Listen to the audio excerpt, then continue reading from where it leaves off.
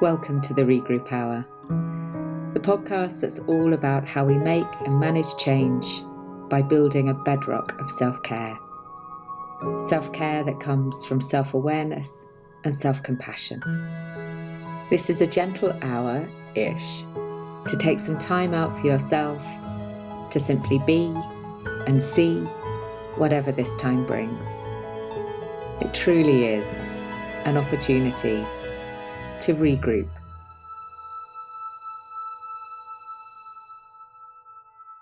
My guest today is Katie Hess, author of Flowerevolution, or you could read it as Flowerevolution, host of the Flowerlounge and founder of Lotus Wei, a personalised range of flower botanicals and elixirs. So all I knew of flower remedies before meeting Katie was Bach Flower Remedies, and I actually used them in a small way to support my mother when she was dying of cancer. It was a way to help bring her some ease from her anxiety. And before I knew anything of the work I do now, they felt like a little lifeline. And it feels to me that Katie's work takes this to a whole new level. Katie's methodologies lean on plant bioenergetics, unlocking short-term results such as immediate mood shifts and long-term results like magnetism, harmony, decreased irritation and anxiety, increased clarity and sovereignty. I love that word, sovereignty. In short, her flower essences offer healing, vitality and growth. And Lotus Wei was featured on O, which is Oprah's Magazine, New York Times and LA Times. And I am so delighted to share the conversation that she and I have had.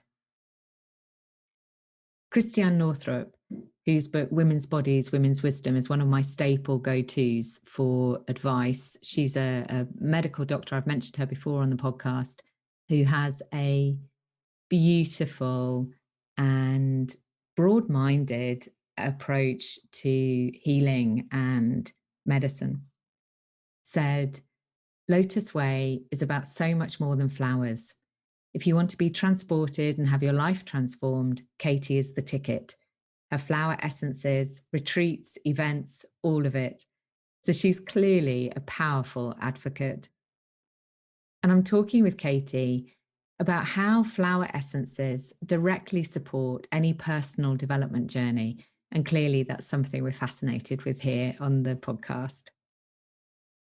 Katie shares that her teacher said that if 3% of the world's population used flower essences, our entire reality changes. And you'll hear that she is on a mission to do just that. I've been playing with the Lotus Wei range over the past sort of week or so, and I am absolutely loving them. The aura mist to spray in the room and just create the scent and the sense of well-being. The flower elixirs that you can put directly into your drinks and your food, and also the anointing oils to apply to your skin. And you'll hear in the podcast that Katie talks about our ability to use these things recklessly, to really enjoy them and to experience them. And I find that to be the most wonderful instruction, and that is what I have been doing. And if you'd like to play yourself and enjoy how they feel for you, I'm really delighted to say that Katie's offered us a 15% discount for all of our podcast listeners. So you just need to use the code podcast on LotusWei.com. And I would love to hear your thoughts on how you find using them.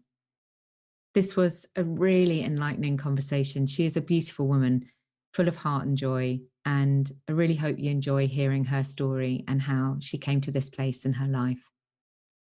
You might also hear a little bit of crackling on the line. This is the joy of recording across the oceans with me in Cambridge, England, and Katie in Phoenix, Arizona. So, Katie, I think one of my biggest observations as I've looked through some of the work that you do, and just explored a little bit of your journey, your story, is I've had this really strong sense that your love of flowers, your embodied, that kind of love is actually sort of embodied within you. It feels like very much an internal experience as much as an external outcome being the work that you do, etc., etc. And I'm just really curious about how your obvious love of flowers has woven through your own life story, just to sort of take us in there. Yeah, I mean, and I just have to say thank you so much for having me. You have the best energy at the end of your day, even. It's so nice to be interviewed by you. I've never been asked that question before. I would say I'm an only child, so maybe that has to do with it, at a young age, just being so enthralled by flowers and plants and trees. And, so much of that time when you're young and you're still full of wonder and the world just seems like such a paradise and this, incredible landscape of constant exploration. We didn't have digital devices at that time. So, that really was just like the lens of the world in the time that I grew up. And then I had to go to school. Oh, drat. But I do remember, I was in small towns growing up a lot of my life, and I remember being in Michigan in elementary school. I think back now and I thought, when we had recess after lunch, we would play in the forest, we would play in the trees, we would build forts, we would sweep up all the cedar, leaves and needles, and what an incredible way to grow up. So I think maybe some of that embodiment just simply came from, I was just in it as a kid. Yeah. And then it wasn't until later that I figured out that not only was it like wonderful, that it could also be healing.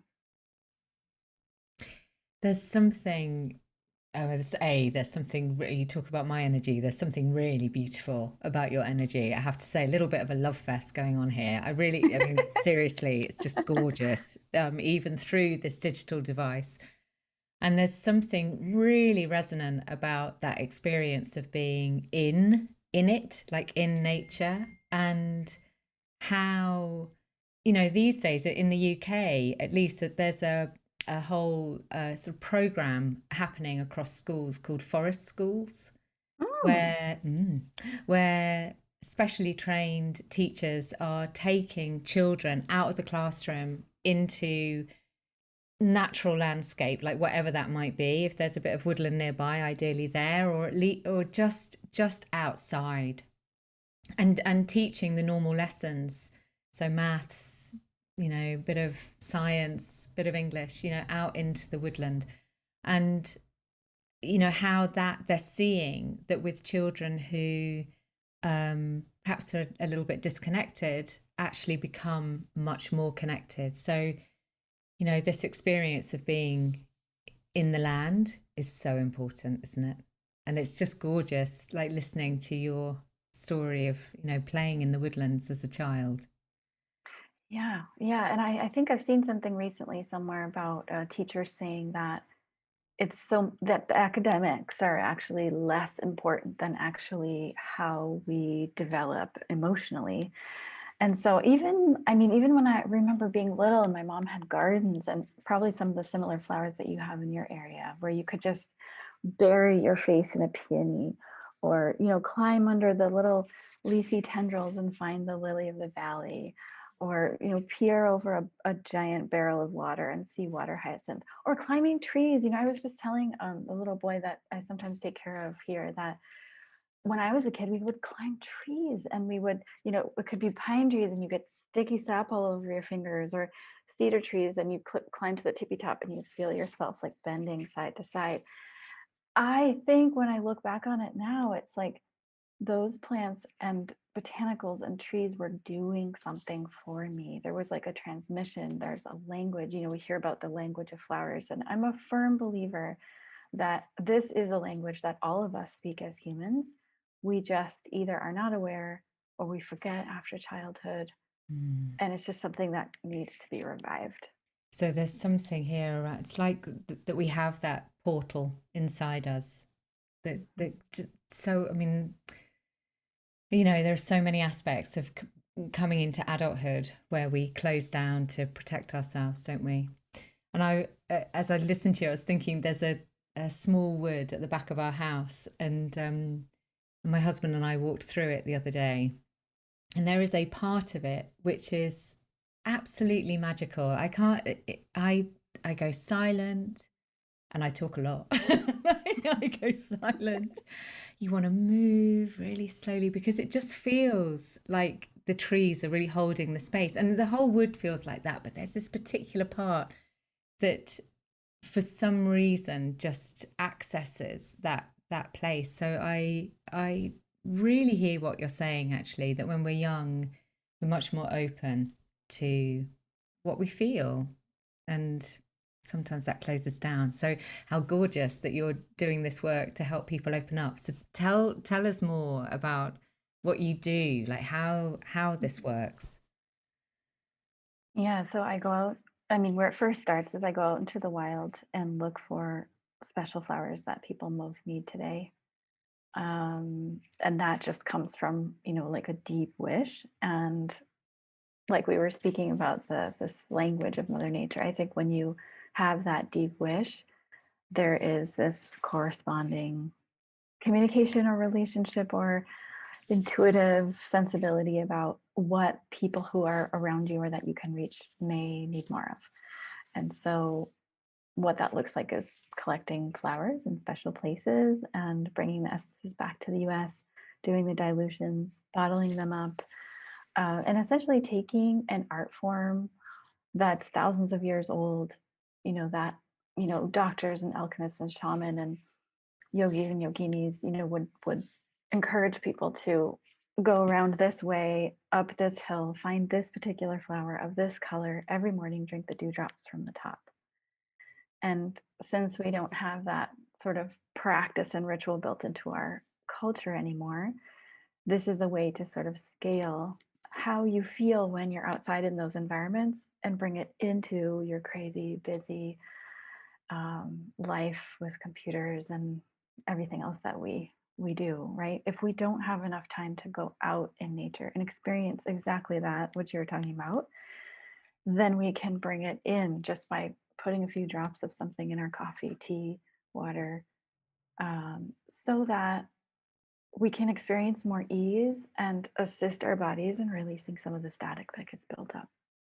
And I love this, the way that people can use the elixirs that you create, because so I think I've actually, in the introduction, I talked a little bit about Bach Flower Remedies, which was kind of all I'd really come across as a consumable sort of flower remedy.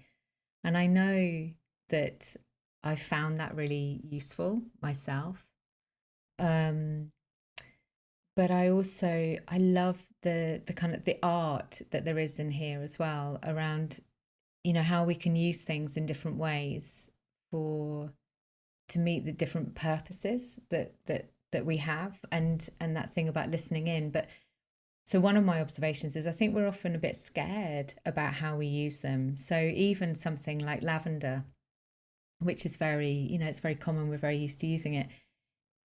For many of us, even sort of putting a few drops of lavender in our food might feel a bit like, oh no, it's something that you'd put in your bath. You wouldn't actually, consume it. So can you talk a little bit about that, about how we can use them?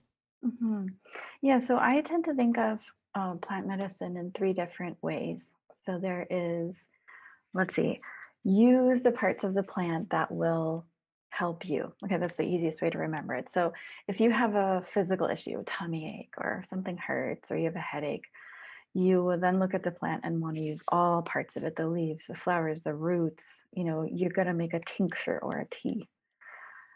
So you're using the body of the plant to work with the body of yourself and rebalance. Then you have the essential oils, which is, I tend to think of it as like the blood of a plant or the immune system that keeps the bugs away. So when you put essential oils, for example, into a carrier oil and you massage them on your skin, it will improve circulation. It's also really mood enhancing, while you can smell all those lovely smells. And then you have Flower Remedies, which is sort of like capturing the consciousness or the mind of a plant, and therefore then balancing our mind consciousness um, level. Mm. So sometimes people get confused between essential oils, which are very popular nowadays. I'm so happy about that. And flower remedies, which are still just maybe sort of where essential oils were in the 1990s. Some people are in the know, and some people have never heard of them before. And they don't have a scent, and they work energetically. It's like an acupuncture treatment without the needles. Super gentle. Even pregnant mamas can take them. You know, pregnant women have to be careful sometimes with herbs and essential oils. And this is one of those healing modalities that, you know, everyone can dive into and use recklessly, because it's so gentle. And Bach, by the way, was so brilliant. I mean, he came from where you are. I mean, I try to imagine the kind of mind that would become an allopathic doctor and then get discouraged with that field and then become a homeopathic doctor and then just get discouraged there and then just turn to his garden and start making remedies. I mean, he was brilliant. Mm.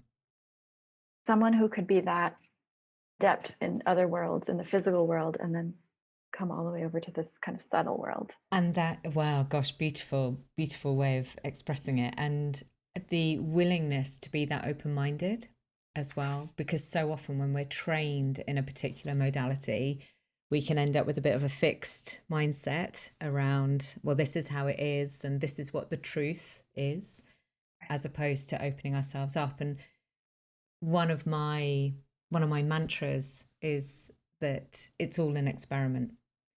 So when we open ourselves up and just we can explore, then we can become expansive and experience things just as they are without anticipation. Yeah, I think that's a huge, what should I say? It's like something that we all need more of these days is this curiosity factor, Beautiful. uh, right? Because there's so much polarization, dualism, and things weighted to extremes these days that, just like you said, having that like gentle sense of curiosity, like, I wonder, or could I just stay open to this? There's a flower actually that grows, I think, in the UK. I found it in Iceland, but maybe it grows where you are. Have you heard of lady's mantle? Yeah, I have actually, but I can't picture it. It's I like do these recognize. little like bright yellow chartreuse stars, and they're all on this kind of bunch of stars. And that's one of the flowers that's just so kind of invigorates our sense of curiosity. Lovely. So how, before we sort of explore the kind of the what that you actually do, like I'm really curious about where you were at when you realized that this was where you want to, you know, spend your life's work, because it feels so purpose led. Yeah, I was in Mexico at the time. I came across an expert in flower essences from Madrid, Spain, and he was teaching classes in Spanish. And luckily, I had lived in Spain and Mexico for quite some years, so it was easy for me to understand. And it was really in just learning from him. He transmitted this quality of strength, in, you know, two main things for me, really. The beginning was just, wow, there's over 40,000 species of flowers on the planet, and everything does like a specific thing for us. Like that just totally opened up my world of what might be possible, and that I could work with these remedies until I died and never reach the culmination or the end of what was possible, was super inspiring. And then also he said that his belief was that if 3% of the world's population was actively working with flower remedies, it would create such an incredible ripple effect and tipping point that it would change the outcome of the future of the planet. And he wasn't very specific about what that meant. But I think at the time, it was so inspiring to me that such a small number was what was really pushing the dial for the whole entire population. It made me feel like, yeah, this is something I can do. I can devote the rest of my life to this. And I mean, not only never reach the end and never get bored, but also be able to make this huge impact. Because I remember being 7 years old and being stuck in a small town as an only child and just being so frustrated. Like I had this year, I think, when I was 7, where it was just like I knew I needed to be somewhere. There was something I should be doing. I needed to meet my people who were probably waiting for me somewhere. And it was just this incredible frustration of being out in the middle of nowhere and like, it was like I would read up on like astral projection. And then when I would go to bed at night, I would try to like project myself like to where I needed to be, which clearly wasn't where I was. And that really wasn't successful. So I think that sort of mounting frustration of, going to school all those years and just like dying to get out and do what I was here to do sort of helped propel me forward into just living a life that was really vision driven. Wow. Oh, Katie, what a 7-year-old girl. I just want to pay a bit of homage to 7-year-old Katie lying in her Poor bed thing. trying to astrally project. It's Poor awesome. thing. Oh, wonderful. And so that, having that sense, and I think for so many of us, so with the work I do, I support people with making changes in their lives, which very often actually comes back to it's internal. It's all about learning how to love ourselves, learning how to find our sense of purpose, our place in the world. And it feels like you found that at a young age, which is amazing.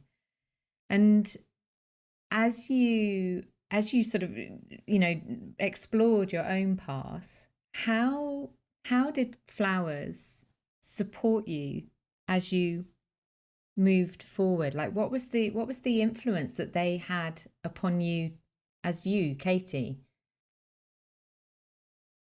Mm-hmm. Well, it's sort of like, man, I don't know how to describe it. The more I took flower remedies, the more and more I just kept taking them. I've been taking them for over 20 years, without pause. To me, I see it like an accelerant. So it's like a catalyst. So if you are a fruit or a tree or a flower, right? It's like a fertilizer, or sunlight or water or something that like makes you grow 5 times faster.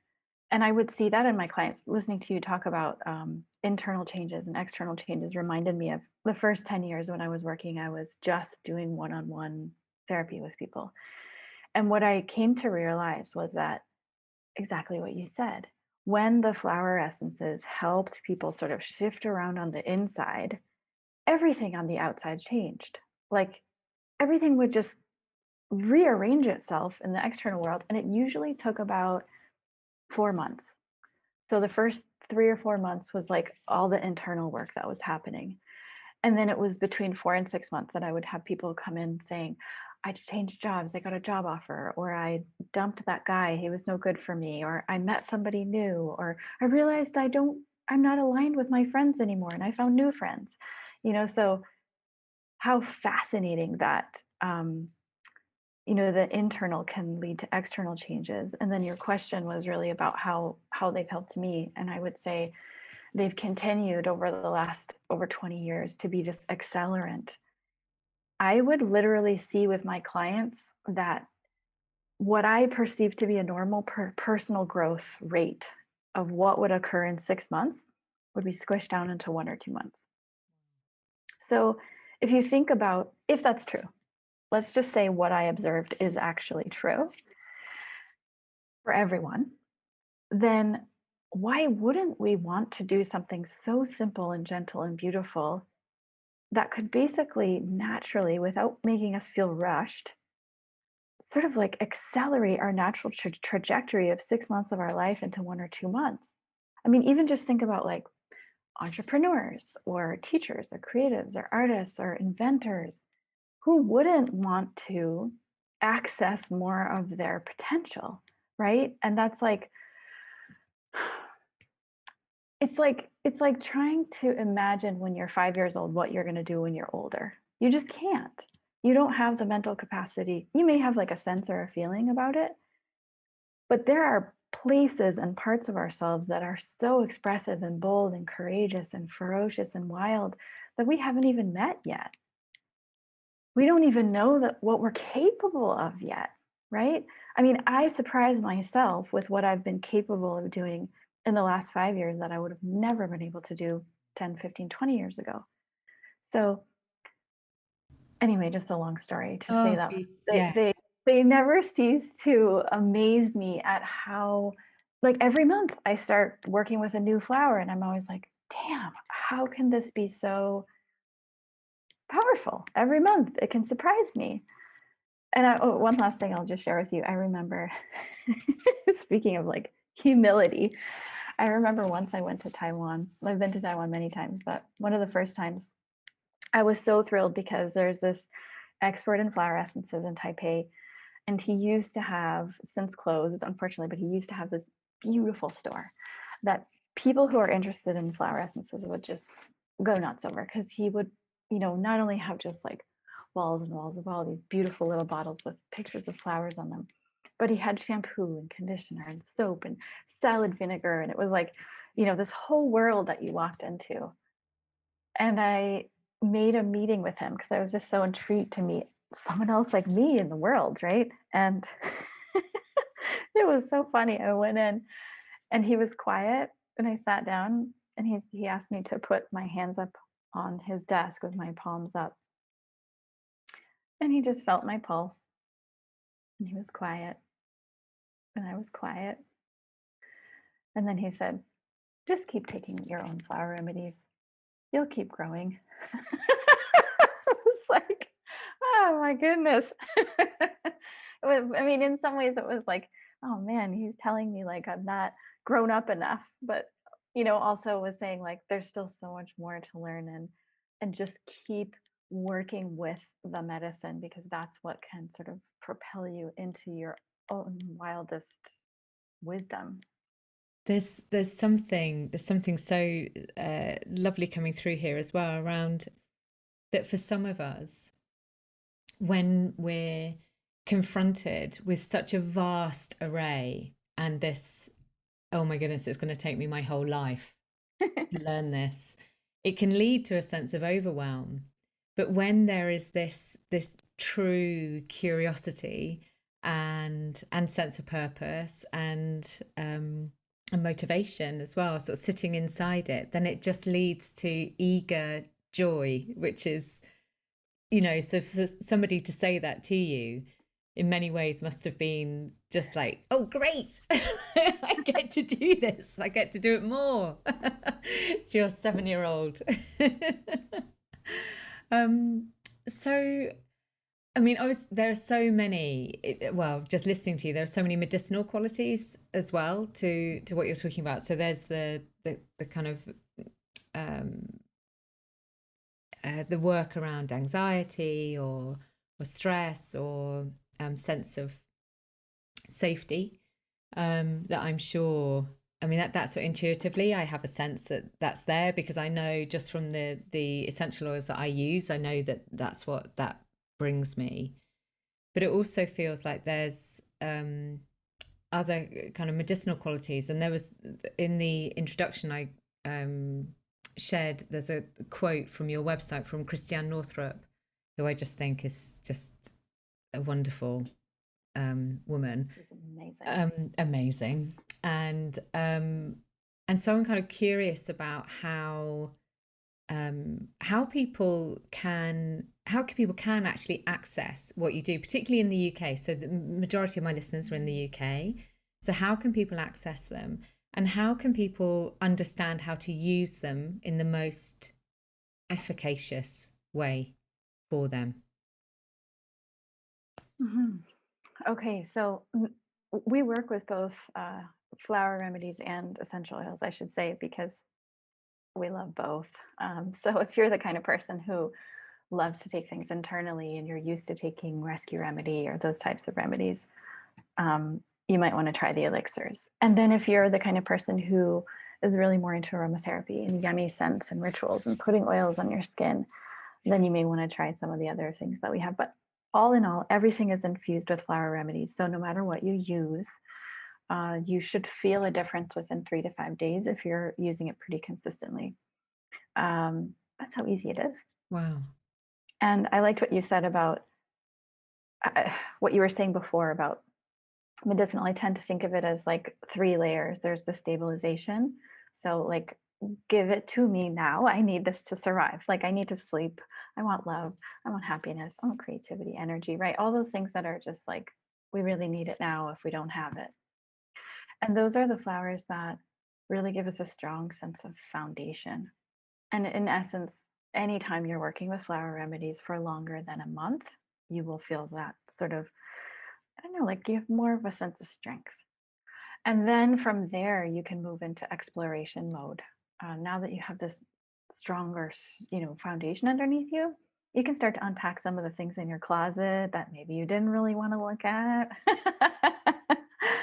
And then from there, there are additional flower essences, like after you've done the digging in the compost pile, the sort of last layer of cleanup and liberation and freeing yourself from patterns.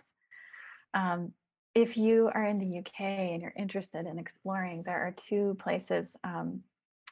There's a beautiful store called Ikea in Norway.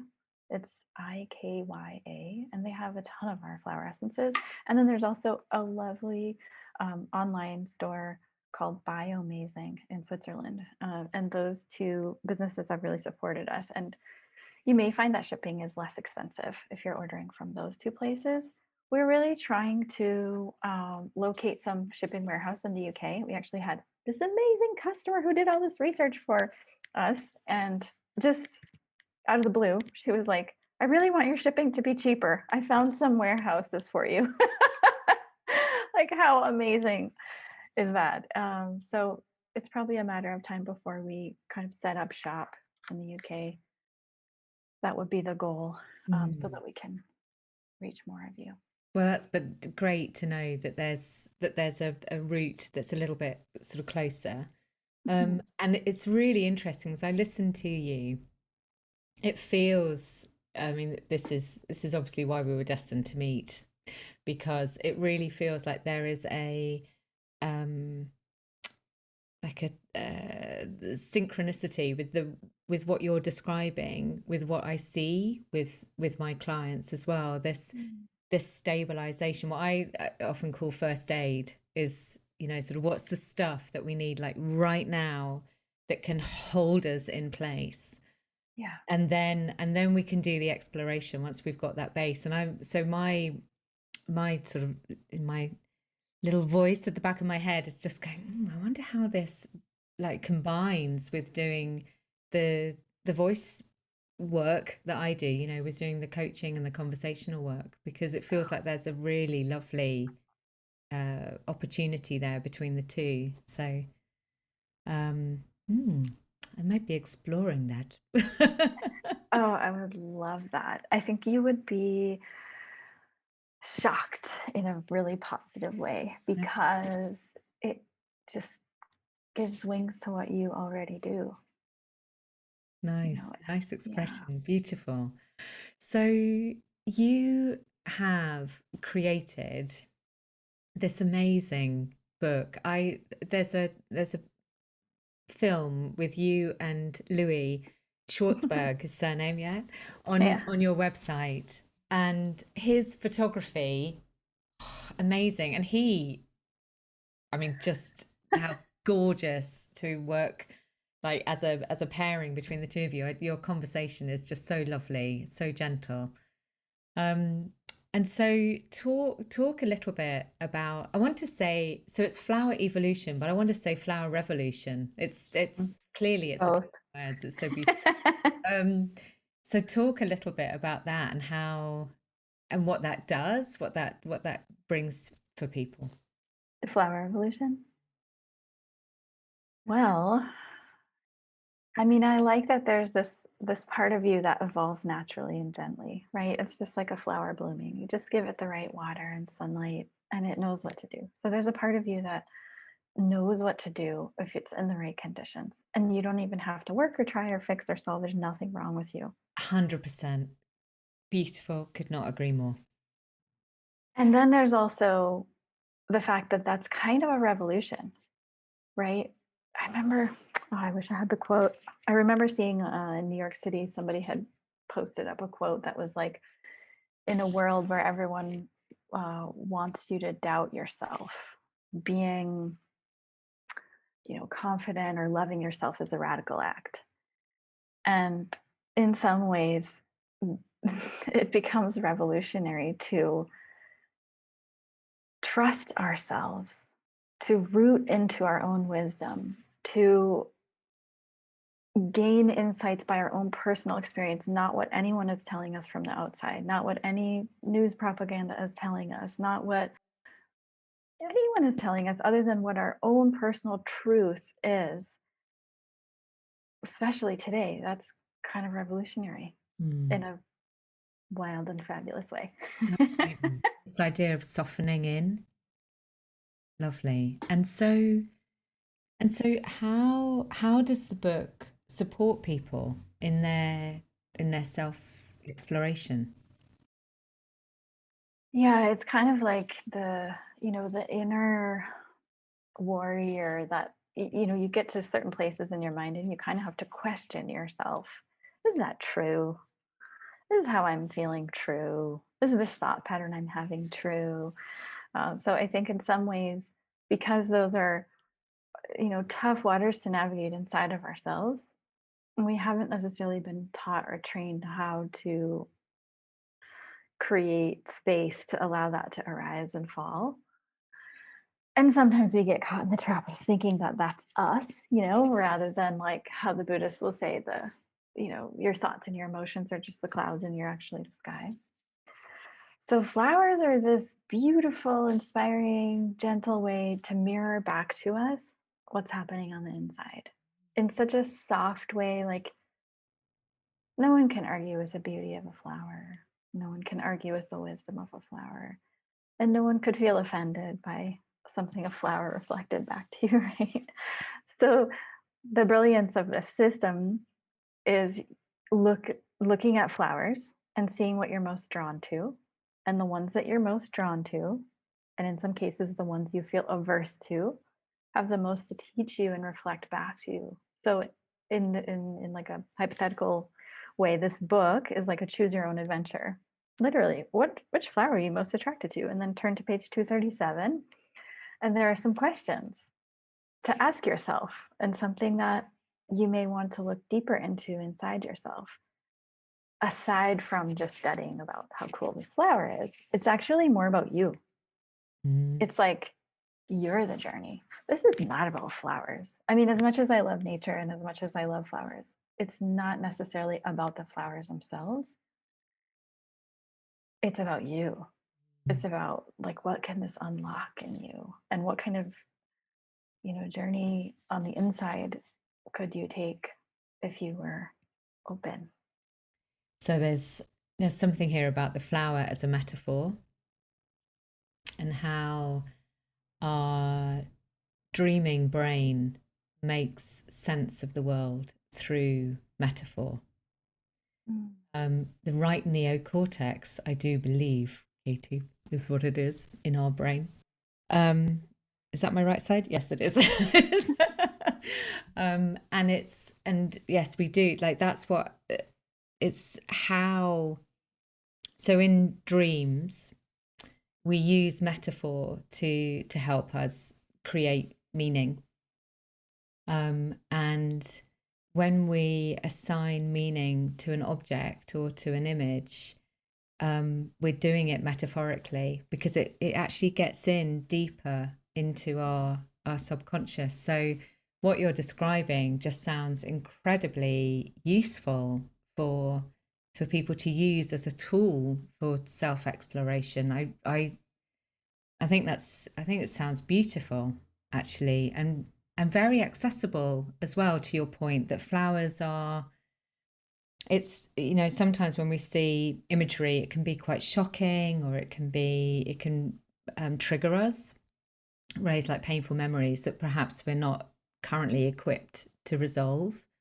But coming into it from a really gentle perspective and a natural beauty perspective feels truly helpful for people. Yeah, I mean, there are flowers that can release trauma stored in the body. There are flowers that can release, anything that's stored in the cells around sexual abuse. There are flowers that can release suffering stored in the body from when we were in the womb or little kids, or, things we don't even remember. And they can liberate, all of that stuff can be liberated very easily. And some of the like deepest, darkest stuff that we don't really want to talk about, it doesn't have to be talked about. Like that's the wonderful part, is they are just kind of working their magic in the background of your being. And sure, people may experience every now and then something what we call a healing crisis, but it's never more than what you can handle. And it just makes things so much more effortless.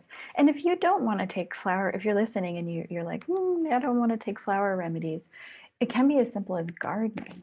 Like if you look at people's gardens, you may be able to interpret what kind of person they are, or what things they're drawn to, or what they're feeling.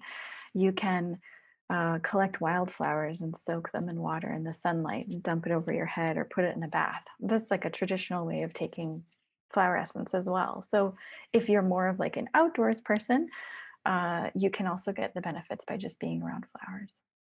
Oh, that's so lovely. I mean, that feels, um, yeah, the idea of sort of bathing in wildflowers, that's a really like visceral experience. Who doesn't want that?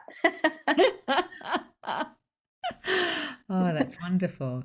So when you work one-to-one with clients, I'm really curious, like, what's the kind of process that you would go through?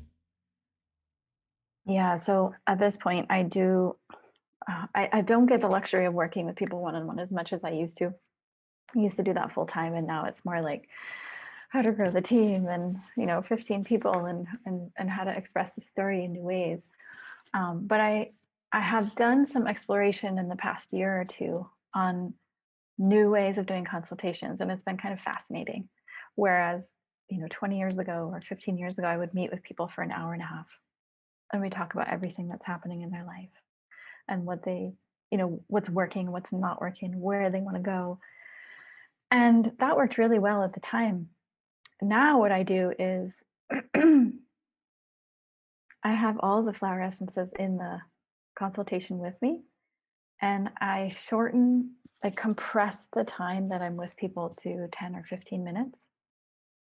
And it's almost like, I feel like, I'm not sure, but I feel like our higher selves are in this contract of understanding of the most important things have to come up in the next 10 minutes. So let's not mess around here. Let's cut to the chase, And I ask people, I know there are so many things going so wonderfully and so right in your life, and I'm not interested in that. I want to know the dirt. Like, I want to know all the stuff that's not going well, so we can just, as quickly as possible, get to relief from that, or to the root of what's creating the rub, right? So we'll have people bring a bullet list, and then we just kind of start. And as they're talking, I will put like a little cup of water and have more water on the side. So I'll just keep refilling and giving them flower essences as they're talking. So it becomes this very dynamic, I just warn them, this is how this is going to be. I'm going to ask you to drink this at some point. So they're talking, and I'll say, okay, drink this. And they keep talking. And in a way, it feels like they're just kind of peeling off layers. And there are certain flowers that I know if they've hit that flower, it's like we've gotten right down into the core of something that now they're ready to see and make a big shift and change. So by the time the 10 or 15 minutes are up, we've just like gotten to such a deep layer that whatever remedy I give them, not only are they prepared for it, but it just goes right into the center of whatever they're working with in that moment. So that's one form of working with people. And then another form that I'm really loving these days is we do these botanical treatments. You can come to Phoenix anytime, and we'll do this for you. It is like the most sensuous, feminine, like, so essentially what it is, it's not a massage. We don't really touch you so much per se, but it's a treatment using all of the flower essences in the mist form, in the aromatherapy, in the oils, using traditional Chinese medicine tools to get all your muscles to relax, and then using certain botanicals and flowers, like literally not beating you with plants, but using sound and smell and the feeling of the plants on your body to cut through all the monkey mind and almost like force you into the state of just like constant awareness, because you hear a sound or you hear the leaves rustling, or we like toss flower petals on your body, or you might feel like a rose or a daisy on your face, and you just like your eyes are closed, you can't see, and you're just like perceiving and smelling, and a new wave of a different scent and another scent and another sound, and you just kind of feel like you're in this jungle and it's raining and there's flowers everywhere, and it's the most divine experience ever. I am so with you, and I really hope that as you were listening to Katie then, that you had your eyes closed and you were like feeling it, because I'm honestly, that just sounds like total immersion. It's beautiful. And there's something about it's the switching off of that prefrontal cortex, isn't it? It's the switching off of the logical, rational mind and just coming right into the body, which it's one of the things that meditation sort of supports us with. But that sensory experience, I can imagine, just brings you right into the physical experience. And usually it's at least two of us working on someone. So it's this incredible sisterly support feeling that I think so many of us crave but don't have in our culture, to have two women just treating you with such care and love and sisterly, like you're the most precious specimen on the earth in that moment. Like there's nothing more sacred than you and your body. I don't know where else we celebrate like that. It's so comforting and so needed.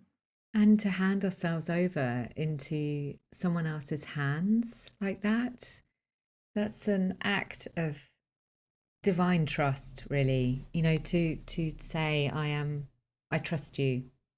And I'm open to receive. And I'm open to receive. Like so it's a gift. It's the gift of receiving, if you see what I mean. It's really, that just sounds beautiful. And yeah, I mean, I think everything that you're talking about, it all feels like it's all about coming into the body. And so much of, funnily enough, actually, I'm just reading The Body Holds the Score, about the experience of trauma and where we hold it in our bodies, and how, essential it is as part of our treatment. You've talked about how the work that you do can help people with trauma, and how essential it is that we do come into our bodies in order to heal. And I think there's also this, my sense is there is the beginning of a realization that the head and the body are actually connected. I'm not sure if you're aware of this, Katie. And actually, if we can, if we have interoception and all of that stuff, that enables us to have much better mental and physical health. So everything that you're talking about just feels really, really resonant.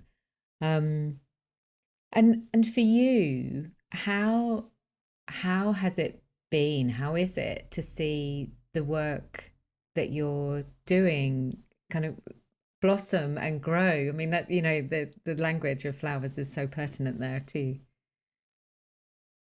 I mean, it's amazing. I still, you know, if just like one letter in customer service of people saying, I experienced this, or I felt this, or we have so many reviews on our website. And sometimes I'll just read the reviews. It's like, oh my God, like if this just helped one person, you know, you just feel so good knowing that.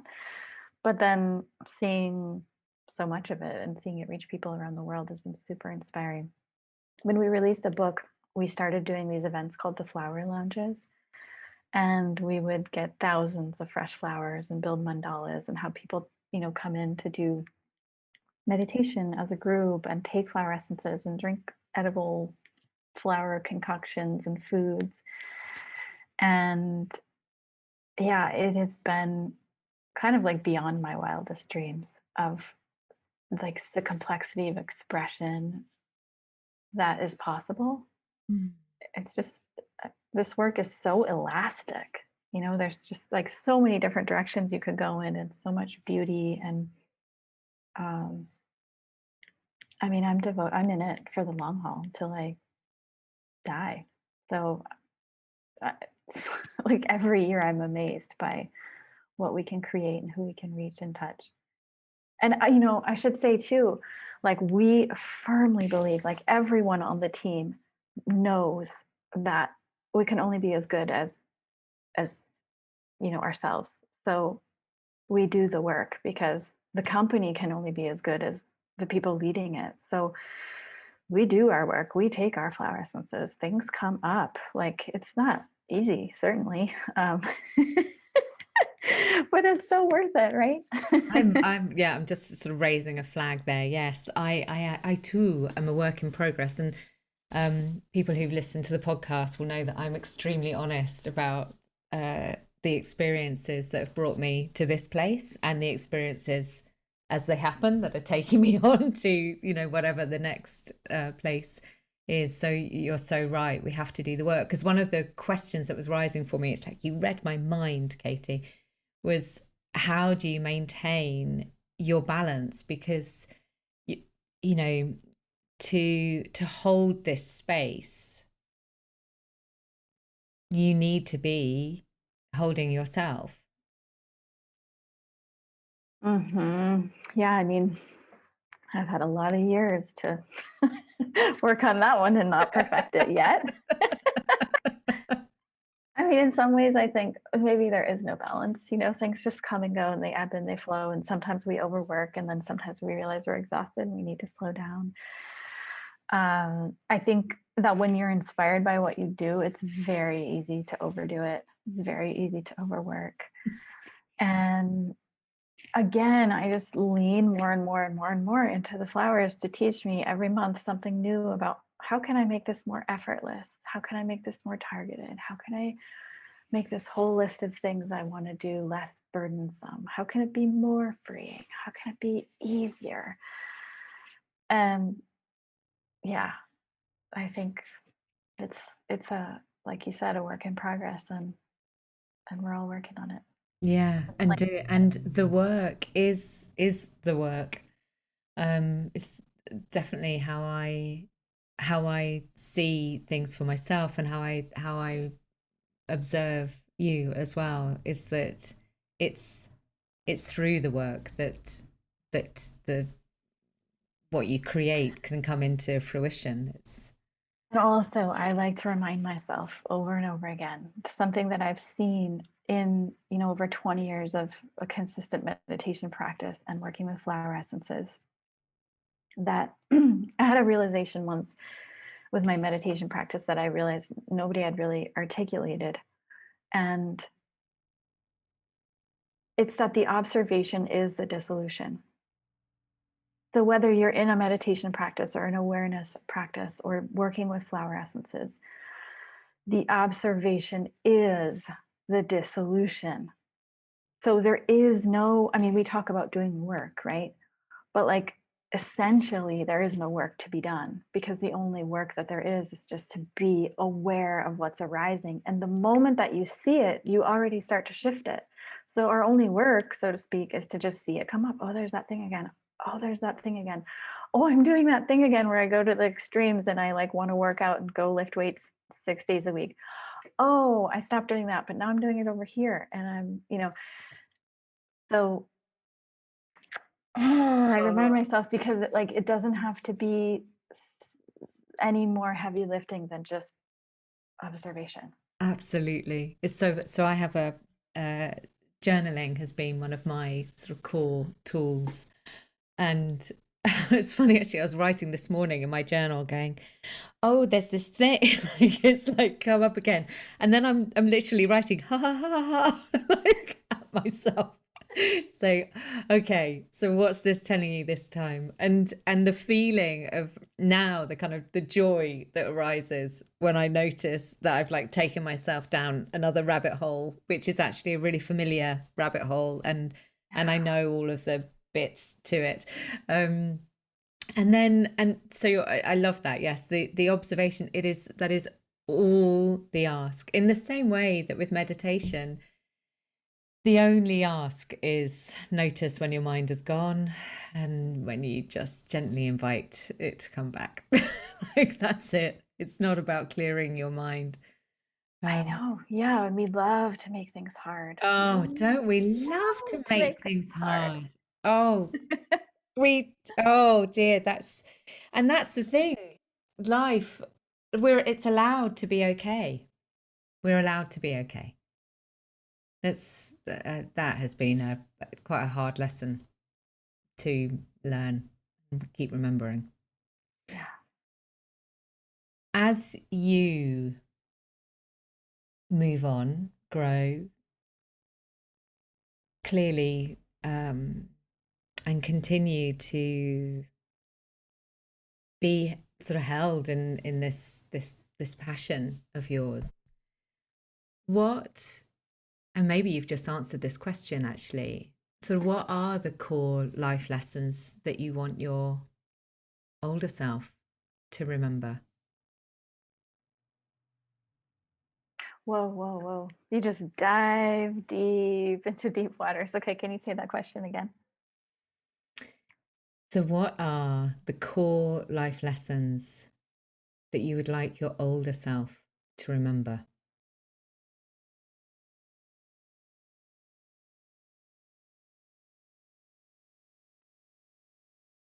So many. Off the top of my head, I would say that following your joy is freedom, and that following what makes you happy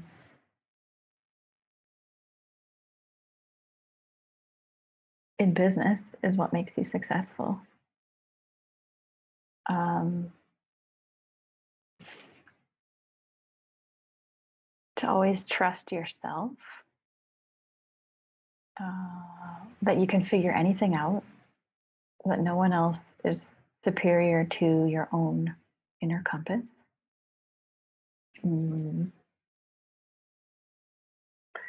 Take the middle path. Don't go to extremes. Everything can be easy, and don't forget to eat and take lots of breaks. And it's in the moments of silence that you can hear your own wisdom arise.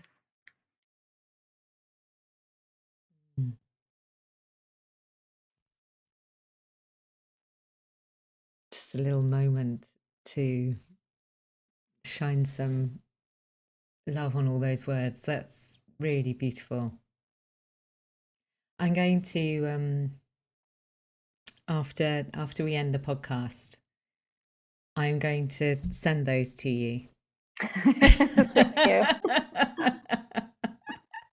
Just so you can pop them somewhere, because that sounded like really, really sound advice. Really lovely. So there is a question that I ask my clients, my coaching clients, and I ask the guests on the podcast as well. So if you think of this time of your life as a chapter in your book of life, Mm. what would the chapter heading be?